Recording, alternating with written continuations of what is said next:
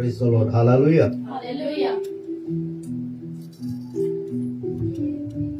सो जब हम प्रभु की हजूरी में आते हैं तो हम बड़ा सीरियस रहें,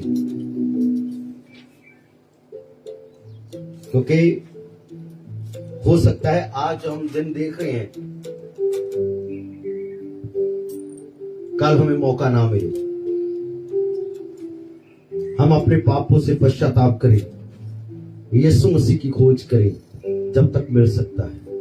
हर रोज अपने घर में बैठे यीशु के चेहरे को देखने की कोशिश करें, उसकी आवाज को सुनने की कोशिश करें। जब आप आराधना में आते हैं तो पवित्र आत्मा से कहें कि वो आपको अपनी उपस्थिति की गहराई में ले जाए। और जैसे आप ऐसा कहते हैं, प्रभु मुझे अपनी उपस्थिति की गहराई में ले ले, पवित्र आत्मा मुझे यीशु के चरणों में ले ले, मुझे पिता के सिंहासन के सन्मुख ले चल पवित्र आत्मा, तो वो हमारी धीरे धीरे मदद करता है ताकि हम पिता के पास चले आए। और जब पिता के पास आते हैं तो बहुत कुछ हमारे जीवनों में बदलना शुरू हो जाता है। हमारा जो गला है ऑटोमेटिक खुल जाता है। फिर हमें कोई भी कहने की जरूरत नहीं पड़ती है कि अपना मुंह खोले और दुआ करें, अपने हाथों को उठाएं, क्योंकि जब आप यीशु के साथ जुड़ जाएंगे ना, ऑटोमेटिक आपके हाथ उठ खड़े होंगे, ऑटोमेटिक आपका मुंह खुल जाएगा, ऑटोमेटिक आपका दिल खुल जाएगा। हालेलुया। क्योंकि आप यीशु से के साथ एक होने के लिए आए। हालेलुया। हम समय को वेस्ट ना करें। मैं एक वचन के साथ में आप लोगों का ध्यान आगे ले जाना चाहता हूं।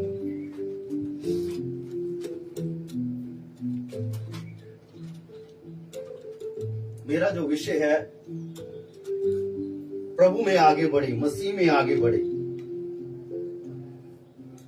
हमें बढ़ना है। यदि लोगों की तरफ देखेंगे नहीं बढ़ेंगे, हालातों की तरफ देखेंगे नहीं बढ़ पाएंगे, मुश्किलों की तरफ देखेंगे नहीं बढ़ पाएंगे। जब हम यीशु की ओर देखेंगे हम आगे बढ़ेंगे। हालेलुया। यदि हमारे मन की तैयारी है, मन की इच्छा है, और यदि हम इच्छा रखते हैं कि मुझे प्रभु में बढ़ना है, तो हम बढ़ेंगे। बहुत सारे लोग हैं जिनको अभी तक ये नहीं पता है तौबा करना क्या होता है।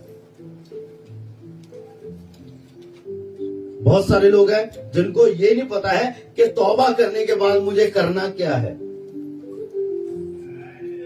हमें तो चाहिए हम हर रोज हर स्टेप बाय स्टेप परमेश्वर में बढ़ते चले जाएं, तौबा के योग्य फल लेकर आए, मन फिराने के योग्य फल लेकर आए। हर रोज परमेश्वर से कहें कि प्रभु तो मुझे पवित्र आत्मा से भर, मुझे आग से भर, मुझे सामर्थ से भर, मुझे अभिषेक कर, मुझे तेरी आराधना में बढ़ना है।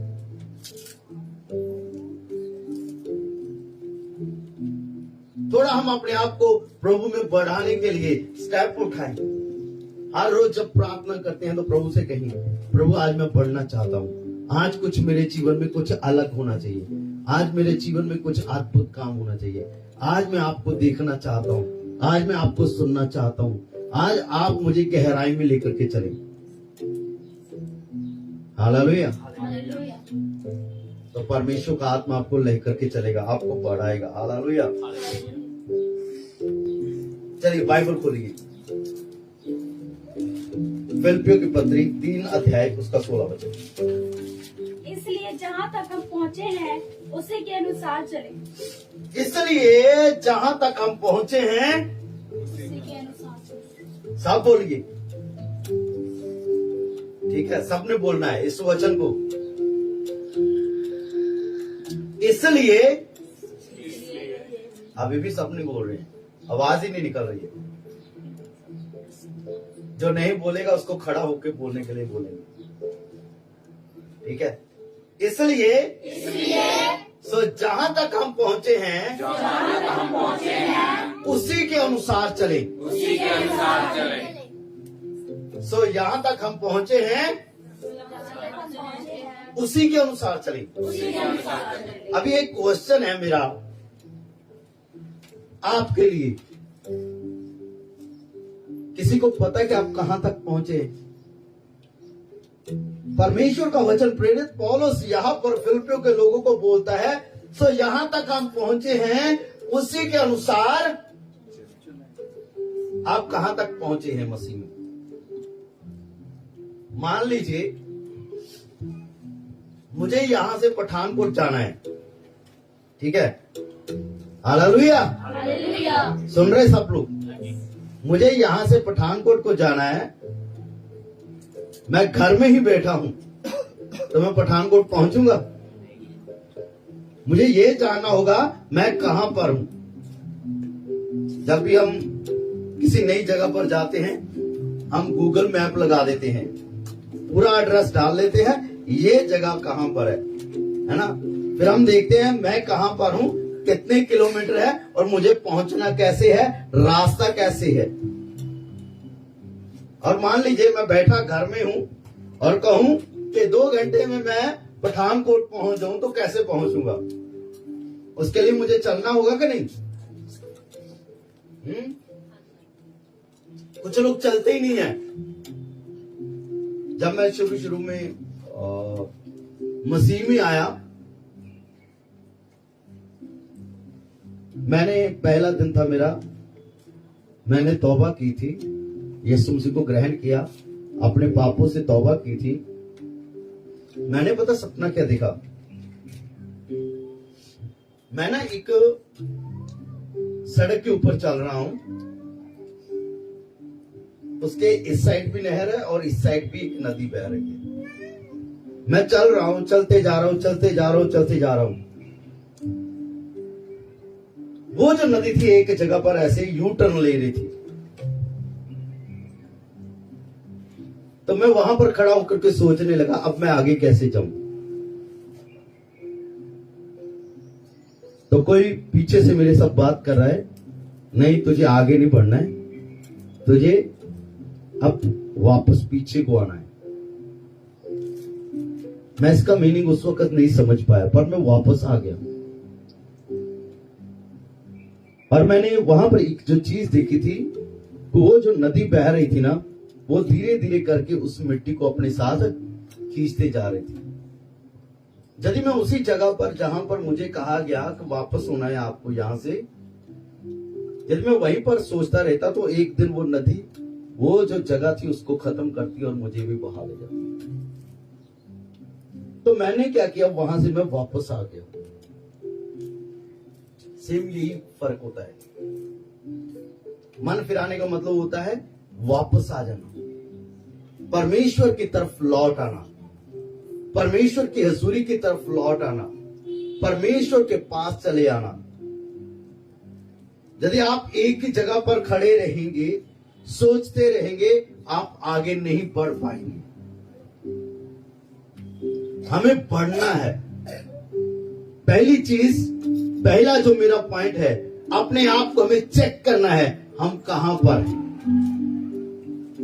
खुदावन के जिंदा वचन के हिसाब से हमें अपनी जगह को देखना है कि मैं कहां पर हूं, किस जगह तक मैं पहुंचा हुआ हूं, किस वचन तक मैं पहुंचा हुआ हूं, क्या काम मैंने किया है और क्या अभी करने वाला बाकी है। हम सब जांचते हैं, सब परखते हैं, सब बातों का हमें ज्ञान रहता है, लेकिन हमें इस बात का ज्ञान नहीं कि हम मसीह में कहां तक पहुंचे हैं।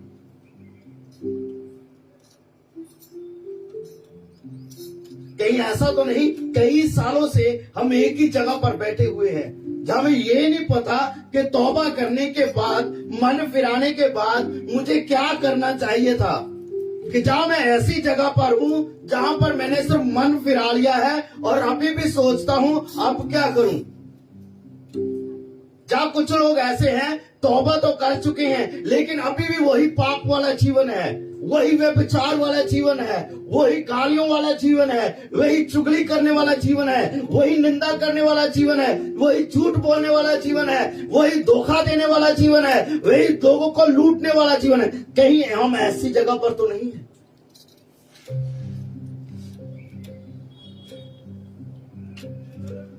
क्या कहीं हम ऐसी जगह पर तो नहीं है जहां पर मैंने मन तो फिराया है, अब मैं लोगों को बताता हूं भाई मैं मसीह में हूं, मैंने यीशु को ग्रहण कर लिया है। कहीं हम दिखावे वाली जगह पर तो नहीं है।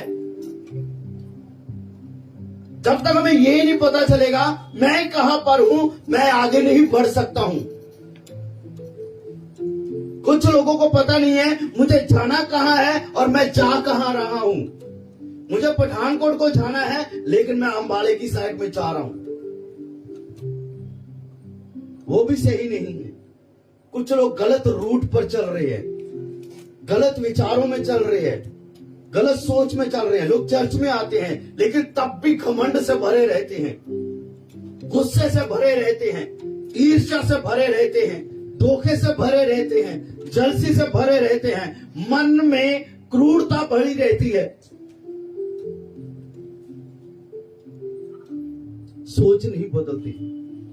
जैसी सोच मसीह में आने से पहले थी वैसी सोच अब भी है। हमें अपनी जगह को पहचानना सीखे, हम कहां पर हैं, कहां पर हैं हम लोग। हालेलुया। कहां पर हैं हम लोग। हाँ जी, विचार करिए। अभी तो कह सकते हैं हम लोग चर्च में हैं, परमेश्वर की हजूरी में हैं, लेकिन आत्मिक लेवल पर हमें कहां तक पहुंचना चाहिए, हम कहां तक पहुंचे हैं, मसीह में कहां तक पहुंचे हैं। क्या हम पवित्र आत्मा से भर चुके हैं? क्या हम अन्य भाषा में दुआ करने वाले हैं? क्या हम अभिषेक पाए हुए हैं? क्या हम सामर्थ्य से भरे हुए हैं? क्या हम परमेश्वर के वचन को जब पढ़ते हैं तो हमें समझ में आता है कि परमेश्वर अपने इस वचन के द्वारा मुझसे क्या बात कर रहा है? कहां तक पहुंचे हैं? कुछ लोगों को आज तक ये नहीं पता परमेश्वर की आवाज कैसी है। बाइबल बताती है, यीशु मसीह ने कहा, मेरी भेड़ें मेरी आवाज को सुनती और पहचानती हैं। लेकिन आज यीशु मसीह की भेड़ों को यीशु मसीह की आवाज की पहचान है ही नहीं। एक वचन के साथ मैं आगे बढ़ना चाहता हूं। लूका रचित सुसमाचार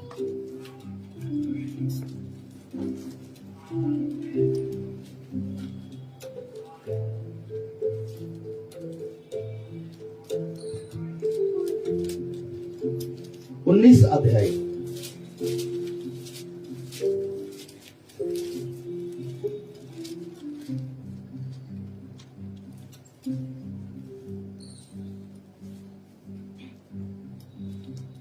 उन्नीस अध्याय 12 वचन से लेकर 17 वचन तक पढ़िए। अतः उसने एक धनी मनुष्य दूर देश को चला ताकि राजपद पाकर लौट आए। उसने अपने दासों में से 10 को बुलाकर उन्हें 10 मोहरें दी और उनसे कहा, मेरे लौट आने तक लेन देन करना। परंतु उसके नगर के रहने वाले उससे बैर रखते थे और उसके पीछे दूतों के द्वारा कहला भेजा, हम नहीं जानते कि यह हम पर राज्य करे। जब वह राजपद पाकर लौटा तो ऐसा हुआ कि उसने अपने दासों को जिन्हें रोड़ दी थी अपने पास बुलाया ताकि मालूम करे कि उन्होंने लेन देन से क्या क्या कमाया।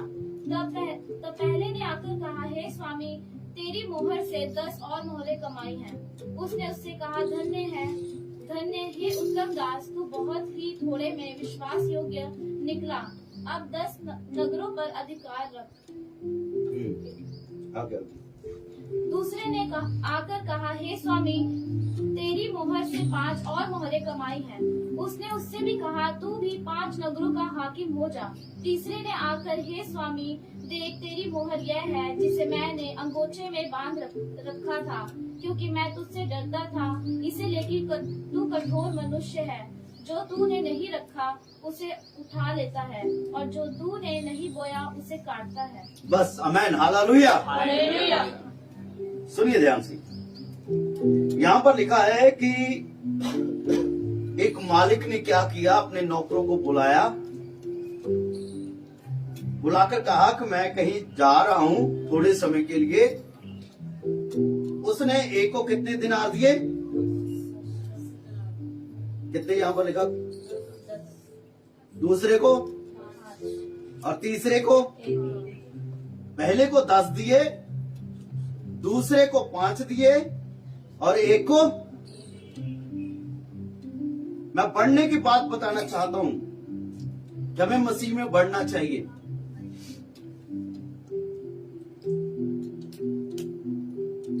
ऐसी एक उदाहरण और भी है, बड़े ध्यान से सुनना। एक बंदे के बारे में जिक्र है जो यरूशलेम छोड़ के जरियो को जा रहा था। रास्ते में चोरों डाकुओं ने उसे घेरा, मारा, पीटा, लूट लिया, उसे आदमोया करके उसको छोड़ करके चले गए। एक जाजक आया, वो भी देखकर चला गया। एक लेवी आया, वो भी देखकर चला गया। एक सामरी आया और उसने उसको देख करके तरस आया। वो उसके पास गया और उसकी मरहम पट्टी की और उसको सराय में ले जा करके रखा और वहां पर उसे कह दिया इसका इलाज कर, और जब मैं वापस आऊंगा तो तुम्हें जितना लगेगा और ज्यादा वो मैं तुम्हें भर दूंगा। आपको पता है यीशु मसीह दोबारा आने वाला है। यीशु मसीह बादलों पर दोबारा आने वाला है।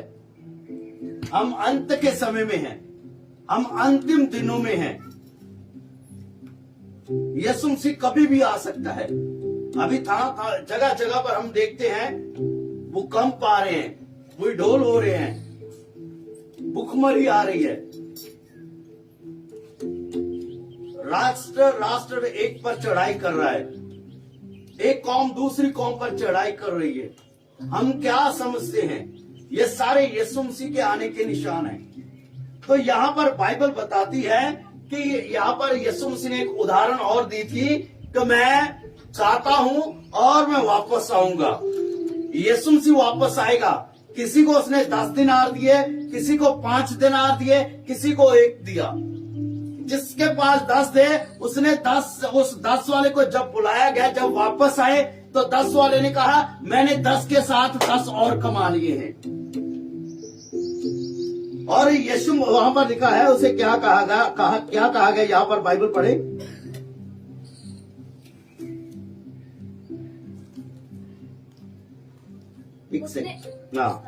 उसने उससे कहा धन्य हे उत्तम दास, तू बहुत ही थोड़े में धन्य है तो उत्तम दास कि तू थोड़े में वफादार रहा।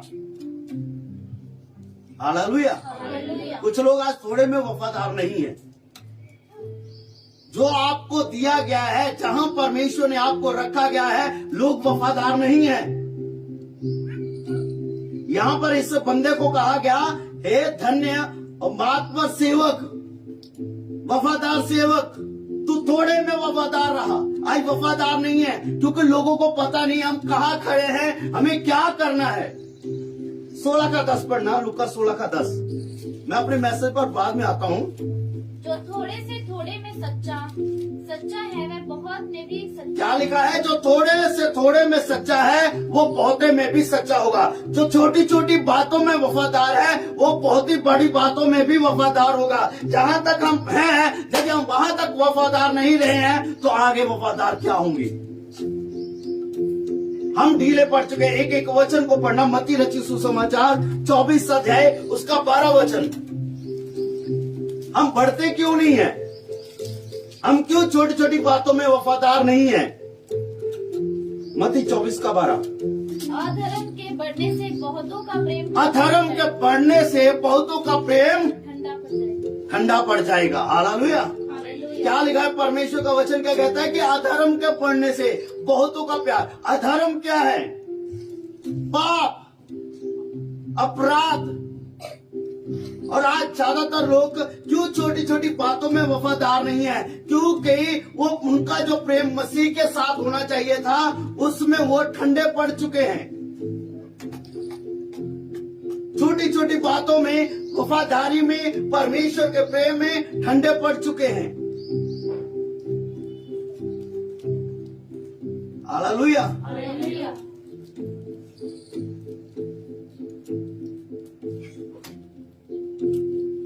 हम कौन सी बातों में वफादार नहीं। यह बंदे को 10 दिनार दिए गए थे। इसने 10 के साथ 10 और कमा लिए। जिसको 5 दिए गए उसको भी बुलाया गया। उसने कहा मैंने 5 के साथ और कमा लिए। एक जिसको दिया गया था उसने कहा मैंने उससे लिया और कपड़े में लपेट करके कहा रख दिया, मिट्टी में दबा दिया। उसको पढ़ना, उसको क्या क्या लिखा है उसके बारे में। तीसरे ने आकर कहा, हे स्वामी देख, तेरी मोहर यह है जिसे मैंने अंगोछे में बांध रखा था, हाँ, क्योंकि मैं तुझसे डरता था, इसीलिए कि तू कठोर मनुष्य है। जो तूने नहीं रखा उसे उठा लेता है, और जो तूने नहीं बोया उसे काटता है। उसने उससे कहा, हे दुष्ट दास, मैं तेरी ही मोहर से तुझे दोषी ठहराता हूँ। तू मुझे जानता था कि मैं कठोर मनुष्य हूँ। जो मैंने नहीं रखा उसे उठा लेता, और जो मैंने नहीं बोया उसे काटता हूँ। तो तूने मेरे रुपये सरफरों के पास क्यों नहीं रख दिया कि मैं अब ब्याज समेत लेता। हाँ, आगे। और जो लोग निकट खड़े थे उसने उनसे कहा, वह मुहर मुझसे ले लो, और जिसके पास 10 मोहरें हैं उसे दे दो। उन्होंने उससे कहा, हे स्वामी, उसके पास 10 मोहरें तो हैं। मैं तुमसे कहता हूँ कि उसके पास है उसे दिया जाएगा, और जिसके पास नहीं है उससे वह भी उसके पास से ले लिया जाएगा। बड़ा बड़ा बड़ा यहाँ पर एक बात बताना चाहता हूँ। हमें ये नहीं पता कि हम कहाँ पर हैं, हम अपना सफर कैसे जारी करेंगे, हम कैसे अपनी मंजिल तक पहुंचेंगे। तो यहाँ पर 3 लोगों की उदाहरण हमने पढ़ी है। एक को कहा कि धन्य है तू थोड़े से थोड़े में वफादार रहा। दूसरा आया, उसको भी कहा कि तू थोड़े से थोड़े में वफादार रहा। एक जब वो लेकर आया, उसने कहा कि मैंने इसको कपड़े में लपेट कर, अंगोछे में लपेट करके रख दिया था। और कहा गया है उसका जब न्याय किया गया, जब उससे पूछा गया, तो उसने ये कहा कि मैंने इसे क्या कर दिया था, दबा दिया था। तो मालिक ने कहा, इससे जो इसके पास में है वो इससे ले लिया जाए। बहुत बड़ी बात है कि जो इसके पास है वो इससे ले लिया जाए, क्योंकि इसने जो इसे दिया गया था ये उसमें वफादार नहीं रहा है। तो जिसके पास है उसे बाकी का उसको जो इससे लेकर के जिसके पास 10 है उसको दिया जाए। मैं आपको एक चीज बताना चाहता हूँ, एक दिन आएगा यीशु मसीह तब आपसे पूछेगा, तूने क्या किया है। मैंने तुझे बुलाया, मैंने तुझे चुना, मैंने तुझे अलग किया, मैंने तुझे पापों को क्षमा किया, मैंने तुझे उद्धार दिया, मैंने तुझे चंगाई दी, मैंने तेरे लिए चमत्कार किए, मैंने तुझे जीवन को आशीष किया, मैंने तेरे पापों की कीमत चुकाई, मैंने तेरे लिए सब कुछ किया, और तूने क्या किया। हम कहेंगे हमारे पास कुछ भी नहीं है। तो जो हमारे पास होगा ना, एक दिन वो भी ले लिया जाएगा। मैं आप लोगों को बताना चाहता हूं, अपने जीवन पर गौर करें। कई सालों से एक ही जगह पर मत बैठे रहे, एक ही बात को मत पकड़े रहे। याद रखना, यदि हम एक ही जगह पर हैं, एक ही बात पर हैं, एक ही काम में लगे हुए हैं, तो मैं आपको बताना चाहता हूं, अपने जीवन को चेक करें। क्योंकि जिस बंदे का प्यार यीशु के साथ होगा वो एक जगह पर नहीं रहेगा, वो बढ़ेगा। हालेलुया। मैं एक बात बताना चाहता हूँ, एफेसियों की पत्री से 4 अध्याय उसका 12 वचन पढ़ना। परमेश्वर की इच्छा क्या है, परमेश्वर की योजना क्या है। यदि हम परमेश्वर की इच्छा और योजना के अनुसार नहीं चल रहे हैं तो हम रुके हुए हैं, एक ही जगह पर हैं। हाँ, जिससे पवित्र लोग सिद्ध हो जाएं और सेवा का काम किया जाए। हाँ, जिससे पवित्र लोग सिद्ध हो जाएं और सेवा का काम किया जाए, और मसीह की देह उन्नति पाए। और मसीह की देह क्या करे। उन्नति पाए। हाँ, आगे। जब तक कि हम सबके सब विश्वास, जिससे कि हम सबके साथ विश्वास और परमेश्वर के पुत्र की पहचान, और परमेश्वर के पुत्र की पहचान में एक न हो जाएं, एक न हो जाएं, और एक सिद्ध मनुष्य ना बन जाए, और एक सद मनुष्य ना बन जाए, और मसीह के पूरे डील डोल तक ना बढ़ जाए। और मसीह के डील डोल तक ना बढ़ जाए। क्यों दिया है परमेश्वर ने अपने सेवकों को कलीसिया में? कुछ को परमेश्वर ने प्रेरित करके, कुछ को परमेश्वर ने शिक्षक करके, कुछ को परमेश्वर ने पासवान करके, कुछ को परमेश्वर ने सुसमाचार प्रचारक करके, कुछ को परमेश्वर ने भविष्य वक्ता करके कलीसिया में दिया है, ताकि कलीसिया के लोग उन्नति करें, मसीह के डील डोल तक पहुंच जाए, मसीह की पदवी तक पहुंच जाए, मसीह के लेवल तक पहुंच जाए। हालेलुया। यदि हम पढ़ेंगे नहीं यदि हम आगे नहीं बढ़ेंगे तो याद रखना आप आत्मिक रीति से बौने रह जाएंगे।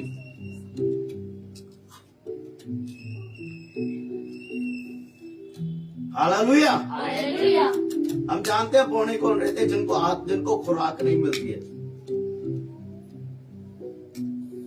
या जिनके अंदर बीमारी होती है, वो बौने रह जाती है। लेकिन आज मसीह में ज्यादातर लोग आत्मिक बौने हैं। वो एक ही जगह पर बैठे रहते हैं, एक ही जगह पर सोचते रहते हैं, वो आगे बढ़ने की बजाय पीछे हो जाते हैं। आज बहुत सारे मसीही लोग हैं जिन्होंने परमेश्वर के साथ प्रेम छोड़ दिया है। तो रिजल्ट क्या हुआ कि वो बढ़ नहीं रहे हैं, ना वो प्रार्थना में बढ़ रहे हैं, ना वचन में बढ़ रहे हैं, ना विश्वास में बढ़ रहे हैं, ना आत्मिकता में बढ़ रहे हैं, ना आराधना में बढ़ रहे हैं, ना परमेश्वर के वचन के ज्ञान में, ना परमेश्वर के पुत्र की पहचान में, ना मसीह की देह की डील डोल तक पहुंच रहे हैं। परमेश्वर ने अपनी ओर से पूरी तैयारी की हुई है कलीसिया के लिए, ताकि मसीह की जो कलीसिया है वो बढ़े, वो उन्नति करे। यदि हम उन्नति नहीं कर रहे हैं तो इसमें परमेश्वर के आत्मा का कोई फॉल्ट नहीं है, परमेश्वर का फॉल्ट नहीं है। क्योंकि हमें संसार में रहना, संसारिक लोगों के साथ रहना, संसार में जीवन जीना, संसार की ख्वाहिशों को पूरा करना, संसार के लालसाओं को पूरा करना, शारीरिक लालसाओं को पूरा करना, हम इसमें व्यस्त हो चुके हैं। इसीलिए हम बढ़ नहीं पा रहे हैं।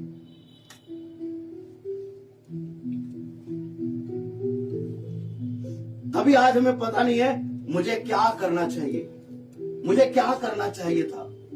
दिल करता है लोगों का संडे वाले दिन आराधना में आते हैं, मन किया संडे वाले दिन आराधना में आगे, नहीं किया तो नहीं आएंगे। कुछ लोगों के पास बहाना रहता है, मेरे सर में दर्द है, मेरी पीठ में दर्द है, मेरे पेट में दर्द है, गेस्ट आ गए हैं, शादी आ गई है, पार्टी आ गई है, मुझे वहां जाना है, मुझे ये काम करना है। जिसका प्रेम यीशु के साथ होगा ना, वो सारे कामों को कैंसिल करेगा और प्रभु के लिए समय निकालेगा।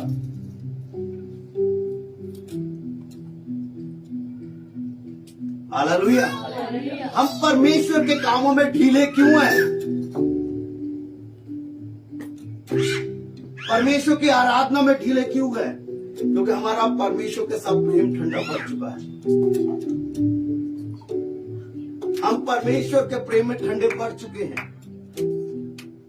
हमने परमेश्वर के साथ जो प्रेम था वो हमने छोड़ दिया है।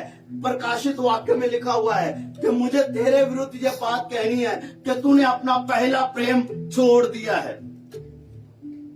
तभी आज हमारे पास प्रार्थना के लिए समय नहीं है। आराधना का समय होता है 9:30 बजे, यहां पर हमने बैठ करके प्रार्थना करनी है।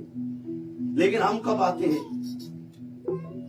10 बजे, 10:15 बजे, 10:30 बजे, 11:45 बजे, 11 बजे, 11:15 बजे, 11:30 बजे, 11:45 बजे, 12 बजे। कुछ लोग कहते हैं जब वचन का आखिरी समय होगा तब हम चर्च जाएंगे। कुछ लोग कहते हैं जब आखिरी प्रार्थना होगी तब हम चर्च जाएंगे, क्योंकि हमें तो हाजिरी लगानी है, क्योंकि उनका प्रेम परमेश्वर के साथ नहीं है। मैं आपको बताना चाहता हूँ, यदि आज तक हमने कुछ गलतियां की है, हम अपने पापों से पश्चाताप करें। हमें मसीह में आगे बढ़ना है, हमें मसीह के डील डोल तक पहुंचना है। परमेश्वर का आत्मा हमारी मदद करेगा, लेकिन इसके लिए हमें कुछ एफर्ट करने होंगे। हमें परमेश्वर से प्रेम करना होगा, हमें परमेश्वर के वचन में बढ़ना होगा, हमें परमेश्वर के साथ एक होना होगा। हालेलुया। हालेलुया। मान लीजिए हमें मैरिज में जाना हो तो हम कितने बजे उठेंगे? हाँ जी, सब बोलिए। अरमान, मैरिज से जाना हो तो कदों तैयार होने? पता क्या होता है, ज्यादातर विश्वासी लोग क्या करते हैं, उधर चर्च का होता है टाइम, हम उठते हैं 10 बजे, चर्च का 9:30 बजे यहाँ पर प्रार्थना शुरू हो जाती है। हम क्या करते हैं 9, 9:30 बजे आराम से उठते हैं। 9:30, कुछ लोग 10 बजे अपने कपड़े प्रेस कर रहे होते हैं। कहाँ जाना है जी? चर्च जाना है। 10:30 तक घर से निकलेंगे, 11 बजे तक पहुंचेंगे, 12 बजे तक पहुंचेंगे। वो कैसे बढ़ेंगे, कैसे उन्नति होगी? लोगों के अंदर आत्मिक जोश नहीं है। सॉरी, लोगों के अंदर आत्मिक जोश नहीं है, परमेश्वर के लिए जोशीले नहीं है। हालेलुया। हालेलुया। हमें नींद प्यारी है, हमें काम प्यारे हैं, परमेश्वर के लिए कोई बोझ नहीं है। हमने परमेश्वर को बहुत हल्का ले लिया। प्रभु ने मौका देगा तो मैं एक चीज बताना चाहता हूं, इस बात को बता करके मैं बंद करूंगा। ये मैसेज मैं अगले संडे प्रचार करूंगा। परमेश्वर का वचन में लिखा हुआ है, मत्ती रचित सुसमाचार, अंत के दिन कैसे होंगे। यीशु मसीह ने कहा जैसे नूह के दिन थे, लोग खाते पीते शादियां करते घर बनाते थे, वैसा ही अंत के दिनों में भी होगा। आज भी लोग खाते पीते शादियां करते घर बनाते हैं, व्यस्त है लोग। यीशु मसीह कभी भी आ जाएगा, अंत कभी भी आ जाएगा। मैं आपको बताना चाहता हूँ, प्रभु ने मौका दिया तो आने वाले दिनों में इस मैसेज को प्रचार जरूर करूंगा। कैसे दिन नूह के दिन, और आज के इस समय के लोगों की तुलना के मुताबिक उस समय के लोगों की तुलना करके बताऊंगा क्या था उस वक्त, बाइबल क्या बताती है और लोग क्या कर रहे थे। आज भी ऐसा ही है, परमेश्वर का वचन कुछ और कह रहा है और हम कुछ और कर रहे हैं। अंत नजदीक है। जो हमारे बाद में आने वाले लोग थे वो मसीह में मजबूत होते जा रहे हैं, वो जड़ पकड़ते जा रहे हैं, वो बढ़ते नजर आ रहे हैं, वो परमेश्वर के साथ एक हो रहे हैं, वो आत्मा में इतने मगन है, हर वक्त उनके जुबान पर अन्य भाषा में प्रार्थना रहती है, वो आत्मा में गाते रहते हैं। वो जब भी उनके साथ कोई टेढ़ी बात करता है वो कहते हैं नहीं, ये बाइबल बताती है ये बातें नहीं करनी है, बाइबल बताती है कि ये काम नहीं करने हैं, बाइबल बताती है, परमेश्वर का वचन कहता है कि मुझे ऐसे नहीं चलना है। वो ऐसे लोगों के साथ संगति नहीं करते हैं जो गुमराह करते हैं, बल्कि जिन लोगों के साथ वो संगति करते हैं, जिन लोगों के साथ वो मिलते हैं, उनको परमेश्वर के साथ जोड़ देते हैं। यह आत्मिक लोगों की पहचान रहती है। जो आत्मिक जोशीले रहते हैं, यह उनकी पहचान रहती है कि वो दूसरों को मसीह में ले आते हैं। लेकिन जो आत्मिक लोग बढ़ते नहीं है, वो लोगों के पीछे चलने लग जाते हैं। बहुत बार लोग ये बात कहते हैं, मैं बताना चाहता हूँ, पिछले दिनों में कुछ लोगों के साथ बात हुई, भाई आप क्यों लेट आते हैं, बहन आप क्यों लेट आते हैं, मीटिंग का टाइम तो इतने बजे है, पास्टर आप तो हमें कहते हैं, हमारे बात तो ये भी आती है।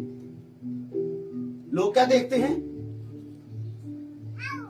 लोग क्या देखते हैं, हम लेट आए हैं, पास्टर आप हमें तो कहते हो, लेकिन जो हमारे बाद में आए हैं आपने उनसे कुछ नहीं कहा। वो तो इतने सालों से हैं, वो भी लेट आते हैं, लेकिन वो उन लोगों को जांच कर रहे हैं जो लेट आते हैं, लेकिन वो उन लोगों को नहीं जांचते हैं जो 9:30 बजे से यहाँ पर प्रार्थना कर रहे हैं। हमको हमारा देखना सही नहीं है, हमारा सोचना सही नहीं है, हम तुलना करने लग जाते हैं। मैं तो ऐसा कर रहा हूं, मुझसे तो गलत वो चल रहा है, वो भी चर्च में है। बहुत सारे लोग बहकावे में हैं। लोग बढ़ने की बजाय, लोगों को बचाने की बजाय, लोगों को मसीह में लाने की बजाय कहीं और ही खो रहे हैं।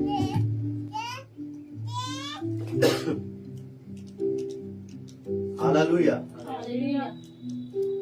वापस चलना चाहता हूं मैं अपने उस वचन पर, फिलिप्पियों की पत्री 3:16 वचन। इस जगह पर मैं इसे पढ़ करके बंद करना चाहता हूँ। 3:16, फिलिप्पियों 3:16। इसीलिए जहाँ तक हम पहुँचे हैं उसी के अनुसार चले। हाँ, इसलिए जहाँ तक हम पहुँचे हैं उसी के अनुसार चले। लोगों को देख करके मत चले, हालात को देख करके मत चले। जैसा परमेश्वर का वचन कहता है वैसा चलना शुरू करें। यदि आपका पश्चाताप, यदि आज आपका जीवन में जो वचन उतर आया है, यदि आपने इस वचन को समझ लिया है, तो मैं एक बात बताना चाहता हूँ, आप कभी भी संडे मिस नहीं करेंगे, आप डेली की प्रार्थना कभी मिस नहीं करेंगे, डेली का बाइबल स्टडी आप कभी मिस नहीं करेंगे, आप कभी भी लेट नहीं आएंगे। आप 9 बजे से पहले यहाँ आएंगे, दरी बिछाना शुरू करेंगे और प्रार्थना करना शुरू कर देंगे। यहाँ पर 2-3 लोग रहते हैं जो सिर्फ तैयारी करते हैं। यदि सब लोग एक साथ आ जाए, एक एक कंबल पकड़े, 9 बजे शुरू करते हैं, तो मेरे ख्याल से 10 मिनट में सारी तैयारी हो सकती है। लेकिन हम क्या करते हैं, हम अपने सारे काम खत्म करके फिर प्रभु को टाइम देते हैं। बचा कुचा टाइम हम प्रभु को देते हैं। मत करें। हमारा प्रभु बचे कुचे टाइम के लिए नहीं है। अपने काम को छोड़ करके, अपनी सारी चीजों को छोड़ करके, अपने ब्रेकफास्ट को छोड़ करके, सारी बातों को छोड़ करके हम प्रभु के पास आ जाए और उसकी आराधना में बैठे। आत्मिक जोशीले बने, परमेश्वर से प्रेम करें, परमेश्वर के साथ जुड़े और जहां तक हम पहुंचे हैं उसी के अनुसार आगे बढ़ते चले जाएंगे। तो एक दिन आएगा जब यीशु आपके पास आएगा और पूछेगा तूने क्या किया, तो हम कहेंगे प्रभु मैंने तेरे लिए ये किया। हम प्रूफ लेकर आएंगे, मैं पहले ऐसा था आज ऐसा हूं प्रभु। तो प्रभु कहेगा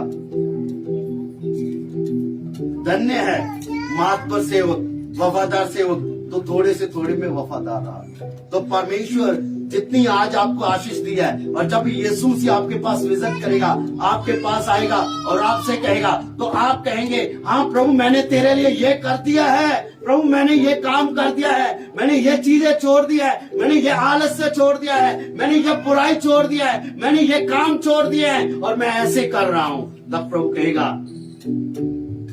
तू धन्य है। तब क्या होगा, परमेश्वर जैसा लिखा है उसको 10 गांव का अधिकारी बनाया गया, वैसे ही परमेश्वर को आपको भी एक ऐसी आशीष देगा जिससे आपकी बढ़ोतरी होगी। हालेलुया। हम बढ़ते क्यों नहीं है? क्योंकि हमारा आत्मिक जीवन ही बढ़ता है, तो शारीरिक आशीषें कैसी बढ़ेंगी? हम क्यों गरीब हैं? क्योंकि हम सोचते हैं परमेश्वर से सिर्फ एक चीज पाते हैं, प्रभु मुझे ये चाहिए, प्रभु मुझे ये चाहिए, लेकिन हम अपने आप को यीशु को नहीं देते।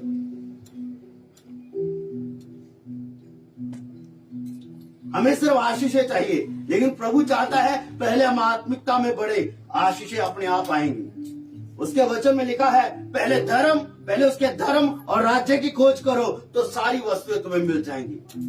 हम वस्तुओं की खोज करते हैं लेकिन उसके पीछे नहीं चलते हैं, उसके धर्म के पीछे नहीं चलते हैं, उसके राज्य की खोज नहीं करते हैं, उसके वचन की खोज नहीं करते हैं, उसके चेहरे की खोज नहीं करते हैं। हालेलुया। मैं इसी जगह पर बंद करना चाहता हूँ। मैं चाहता हूं हम सब अपनी आंखों को बंद करें।